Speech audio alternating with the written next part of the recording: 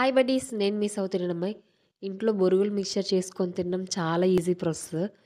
బయట కంటే ఇంట్లో హెల్తీగా మనకు నచ్చిన విధంగా నచ్చిన వస్తువు వేసుకొని చేసుకోవచ్చు. సో ఫస్ట్ అయితే బొరుగులు వేసుకొని సన్నగా టమోటా తరుక్కొని, ఆనియన్స్ కూడా సన్నగా తరుక్కోవాలి.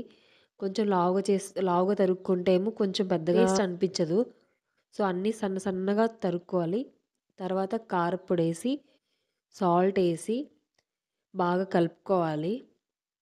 నాకు పానీపూరి ఎంత ఇష్టమంటే, అంతే ఈక్వల్‌గా బొరుగుల మిక్చర్ గూడా ఇష్టము. ఈ ఆనియన్స్, టమోటాతో పాటు కొంచెం ఆయిల్ గూడా వేసుకోవాలి.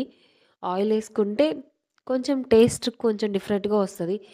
పచ్చిమిర్చి పేస్ట్ కూడా వేసుకుంటారు. బట్ అంత స్పైసీ తినలేం కదా! కారపొడితో సరిపెట్టుకుంటున్నా నేనైతే. మేమైతే వేరుశనగ విత్తనాలు గూడా వేసుకుంటున్నాము. ఎందుకంటే అవి కొంచెం హెల్తీ కదా!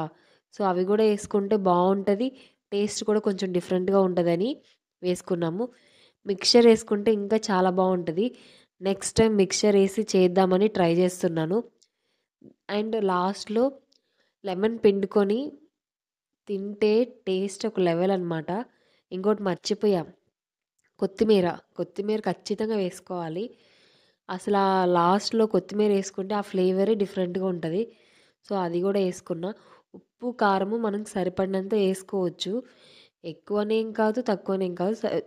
కలిపేంత వరకు కొంచెం టేస్ట్ చూసి యేసుకోవచ్చనమాట. మీరు కూడా ఇలాగే ఈజీగా చేసుకోవచ్చు.